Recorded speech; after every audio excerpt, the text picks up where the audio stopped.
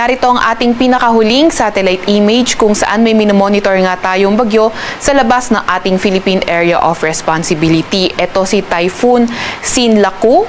At kanina nga alas 3 na umaga, huli itong namataan sa layong 2,745 kilometers east ng northeastern Mindanao. Etong bagyo nga ito ay nagtataglay ng lakas na hangin na 150 kilometers per hour malapit sa sentro at bugso na abot sa 185 kilometers per hour. Kumikilos sa direksyong hilaga ng mabagal. So itong bagyong ito ay hindi tinatanggal yung posibilidad ng pagpasok ng ating Philippine Area of Responsibility by late next week. So, kung ito ay pumasok ng ating Philippine Area of Responsibility, bibigyan natin ito ng local name na Kaloy.